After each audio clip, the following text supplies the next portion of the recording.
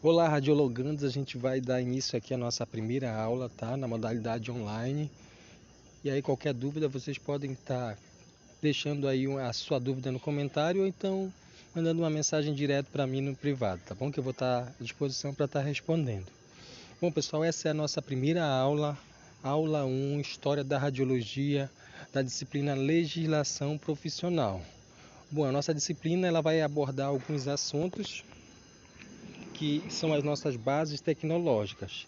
Começando por a aula de hoje, que será histórico da radiologia, toda a história da radiologia. A gente vai estar vendo, inclusive, nessa aula de hoje.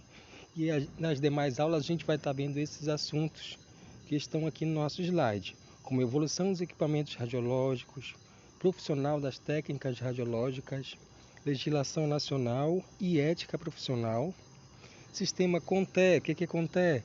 É o Conselho Nacional de Técnicos em Radiologia e resoluções associadas, normas da Anvisa e Ministério da Saúde.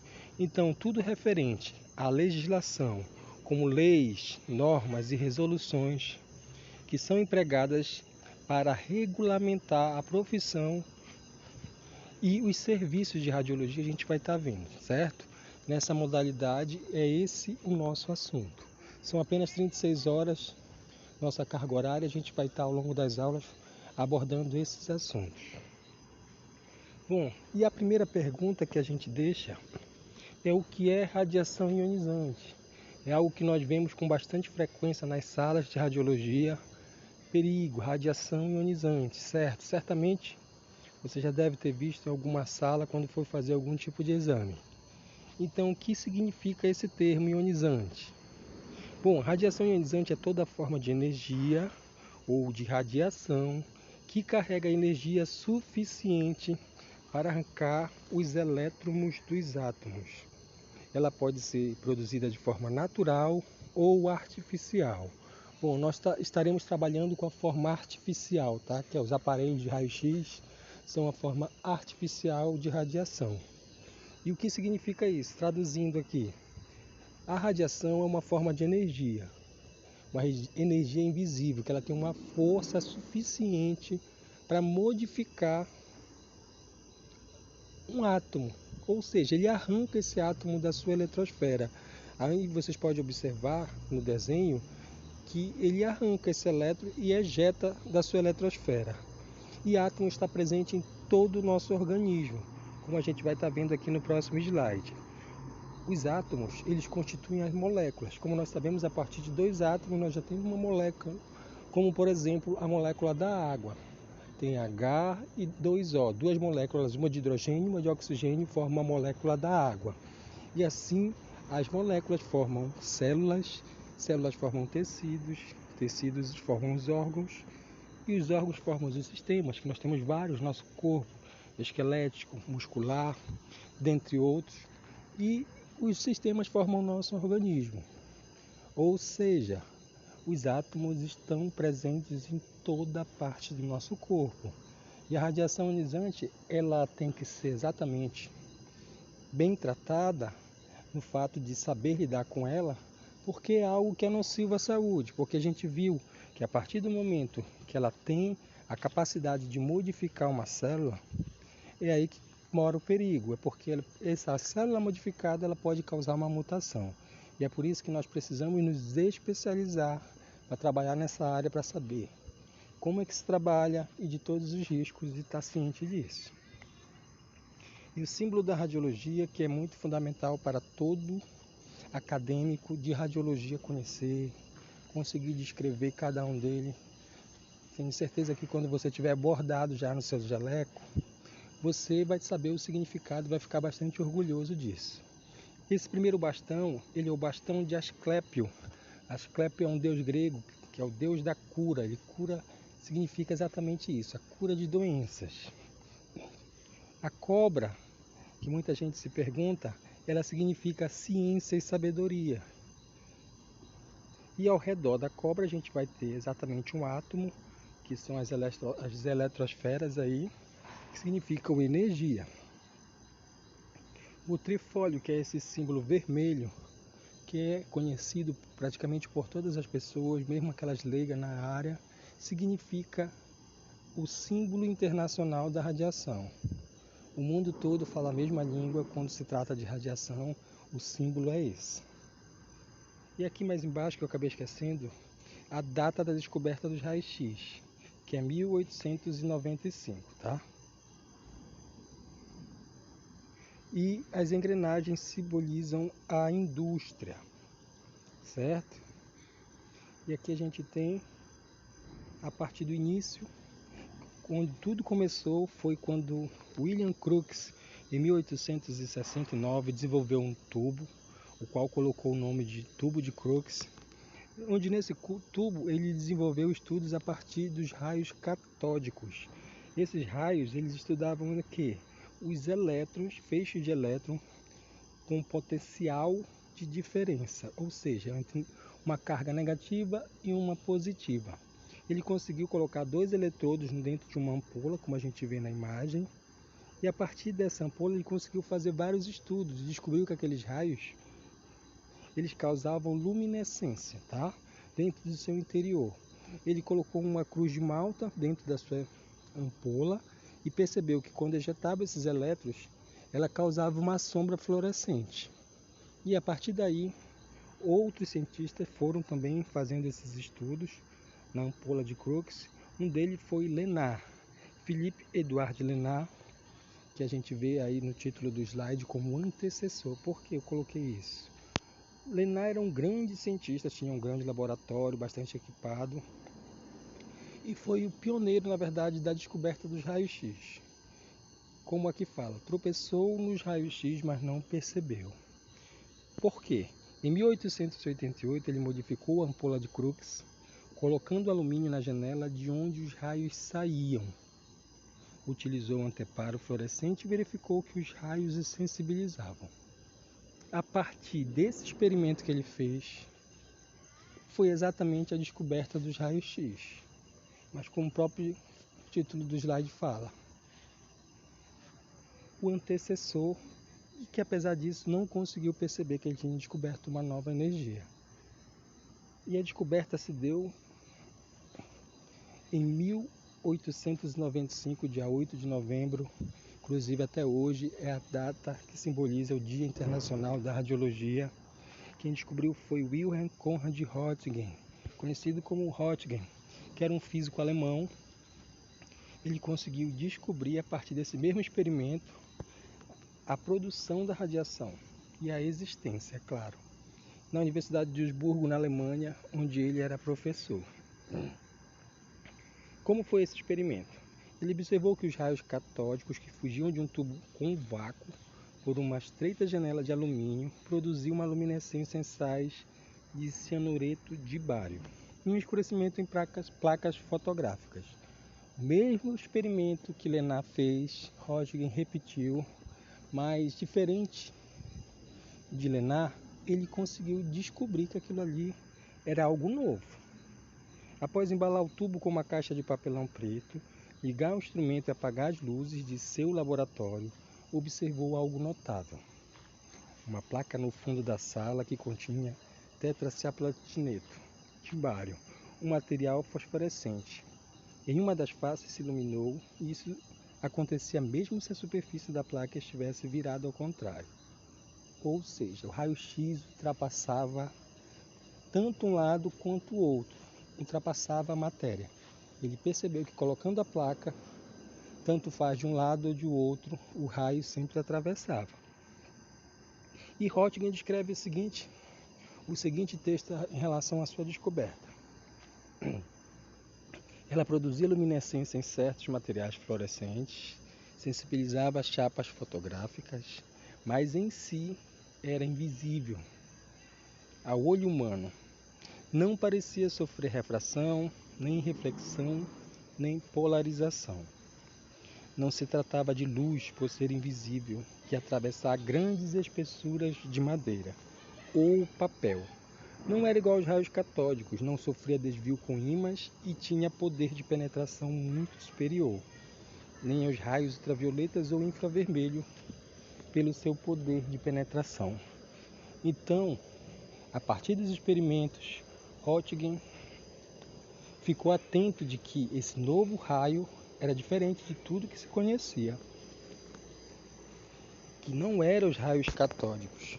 Era uma energia que conseguia ultrapassar materiais radiopacos como papel, madeira, inclusive sua própria mão fazendo teste. E aí ele chegou à conclusão que essa energia desconhecida, ele a batizou de raio-x. Por que X?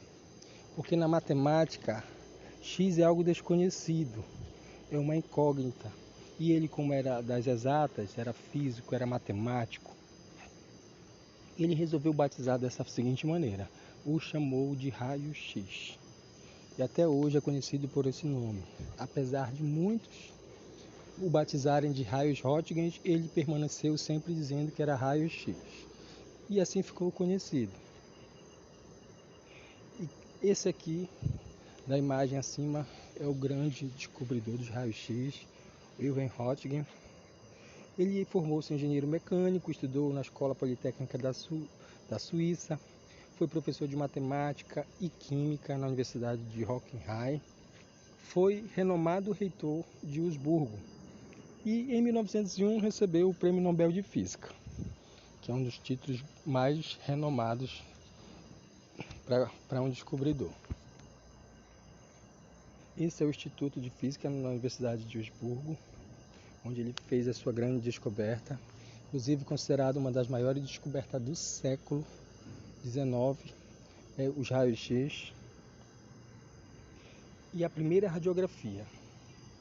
Após vários testes, ele conseguiu fazer a sensibilização de uma imagem, numa chapa fotográfica, como era chamada, no raio-x, no filme. Isso aqui foi de um rifle de caça, que ele pegou do seu rifle e fez a primeira radiografia. E aí, inclusive, deu início à radiologia industrial, porque ele já conseguiu verificar, inclusive, um artefato que tinha um defeito aí, essa parte branca no meio do rifle, era uma falha nela. Bom, e o reconhecimento veio quando ele fez a primeira radiografia humana. Inclusive foi de a mão de sua mulher, Ana Berta, isso no dia 22 de dezembro de 1895. Anna Röntgen no chassi com filme fotográfico, fazendo incidir a radiação oriunda do tubo por cerca de 15 minutos. Um tempo extremamente alto, Revelado o filme, lá estavam para confirmação de suas observações a figura da mão de sua esposa e seus ossos dentro das partes moles menos densas. Aqui a imagem é uma das radiografias mais famosas na radiologia. Foi a primeira radiografia humana. Mão esquerda de sua esposa, Ana Berta. E aí a gente vê inclusive até a aliança no dedo anelar de sua esposa. Bom, e o Lenard que nós vimos, que foi o antecessor, depois que ele ficou sabendo da descoberta de Röntgen, ele ficou muito chateado. Era um homem rancoroso, queria todos os títulos só para ele, e acabou dizendo que Röntgen foi a parteira dos raios-x, mas a mãe fui eu.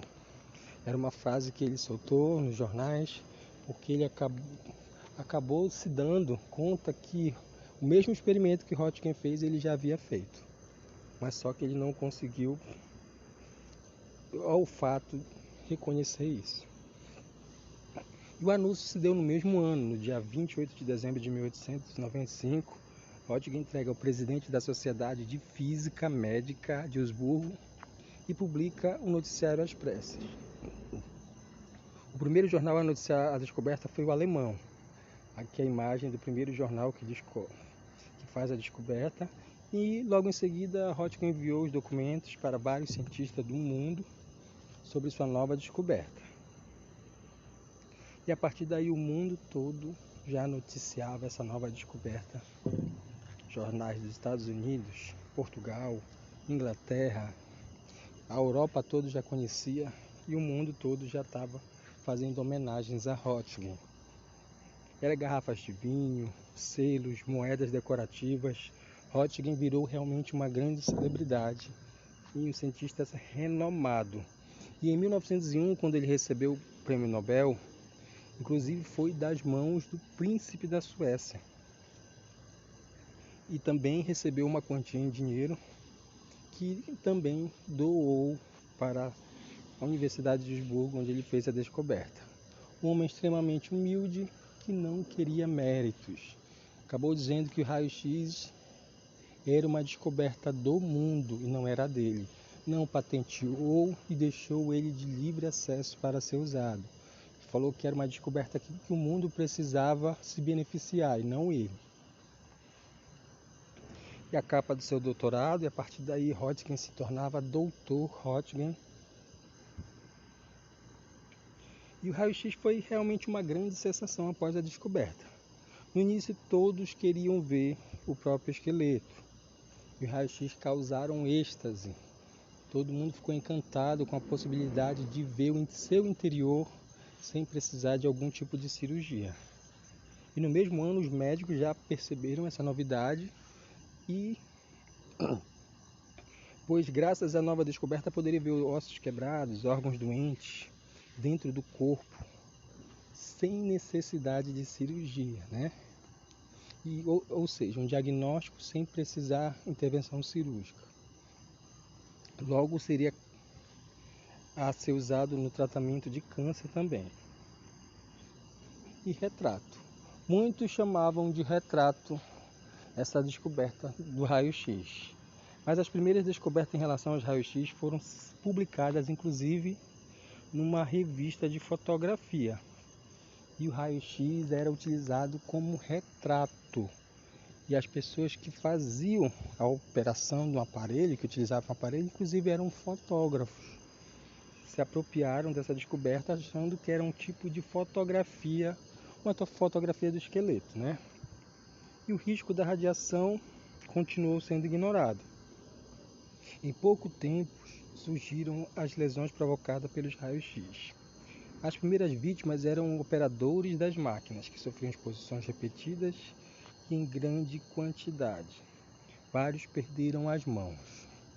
E a partir desse momento que as pessoas começaram a sofrer lesões, perda de cabelo, área avermelhada, alguns tiveram inclusive as mãos amputadas por exposições repetidas em grande quantidade no público. Como todo mundo queria ser exposto, aquelas pessoas faziam indiscriminadamente em todo mundo raio-x. Como se tratava de algo desconhecido, que era invisível, não tinha cor nem cheiro e não sentia nenhum tipo de dor, eles acharam que era totalmente inofensivo e faziam sem qualquer uso de cuidados. Bom, pessoal, a nossa aula é bem resumida, de forma bem rápida, para não se estender muito. Qualquer dúvida pode estar perguntando mais uma vez, tanto no WhatsApp ou deixando um comentário aqui que eu respondo, tá bom? Tchau, tchau.